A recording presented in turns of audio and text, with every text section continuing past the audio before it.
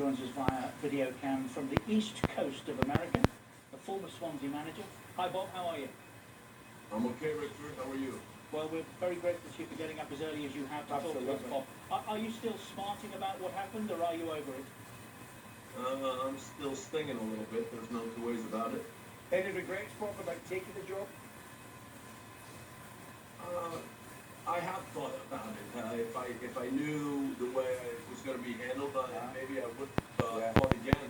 You know, when you're fighting hard for chances, sometimes when something comes, you're ready to take the risk. And that's how I've taken jobs that I don't think other people would have taken, and so that's been my way of operating.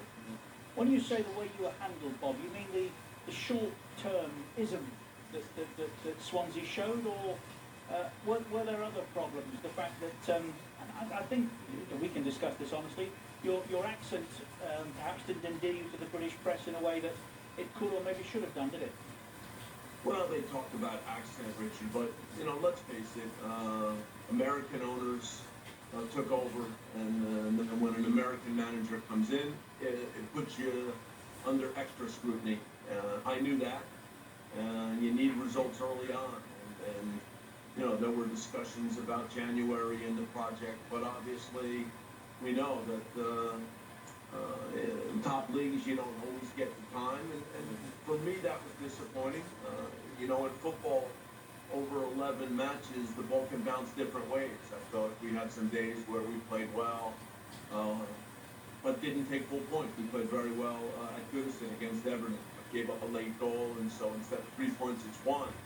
And so those kind of things in a short run, they don't always balance out. And so on that end, yes, it was disappointing. Bob, did it surprise you, the intensity of the league? You came into this league like lots of others have come in for the first time and have been amazed by what they faced. Did the intensity and the pressure that you were under as a coach surprise you in any way? No, Andy. I think I understood the competitive side of the league. It's very clear that there's some top teams, and for everybody else, it's survival. You're fighting for points every week, and you know, I would say to my assistants week in and week out that as we're trying to build this football team, the most important thing is in the short run is just taking points, so we have a platform to build. Yeah. Well, if you'd got January and you were able to make the changes that plainly you were thinking about, do you think you'd be doing what Paul Clement is now? I do. Look, I have total confidence in my ability, but I also give credit to Paul. You know, I think there's one difference. I've always tried to build my teams where I work attack and defense together, and I try to build the team in those ways. And I think, especially after seeing not only the 11 matches with me, but the 7 matches under Francesco Guidolin, I think Paul's focused a little bit more on just getting the defensive shape right, and maybe that was the correct way for this group at this time. You say you're still stinging. Are you smarting too much to think about another opportunity in England? No, I'm a football man, and I'm not afraid of challenges, so I'm excited. You know, when I say I'm stinging, the most difficult part is it's been a weird stretch because I've worked. I've always been on the field. I've thrown myself into building a team and preparing a team every day, and really for many, many years. And so when you find yourself a little bit on the outside, as much as everybody tells you enjoy it, it's not so easy. Yeah.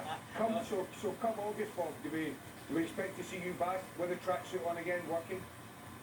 I sure hope so, Andy. I mean, that's what I love more than anything. I enjoy the challenge of trying to build teams. I've gone different places, I've worked in different environments, and I'm proud of what I've been able to do. You mentioned the flow of American owners into the Premier League, Bob.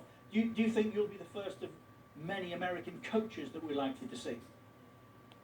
I sure hope so. I think the game continues to grow. You know, we see the way the talent on the player side has really risen. I think there's some young managers in the U.S. that are doing real well, and I certainly hope that when people talk about the game becoming more global, that includes respect for what's going on in the U.S. Sure. Correct. Well, Bob, if it's any consolation, as you know, I hope there's a huge affection for you in our part of the world. Absolutely. And we're really grateful to you for getting up as early as you have today on the East Coast there in America to talk to us. Thank you. Thanks, Bob. Well, thanks, guys. Good to speak, and look forward to seeing you at some point. Yes, We please, hope please so. come and visit us. Thanks, Bob. Bob Bradley, you know, he is right. It is a world game, and the way he was treated because of that accent Yeah. wasn't Barry's really very good, was it? but it's always the case. He was the first, wasn't he, really? Mm. He's the first real American coach in the Premier League working. So he was going to face some troubles and hardships. It didn't go well for him. Had it gone well for him on the pitch, Bob, then it would have been much better. By the way,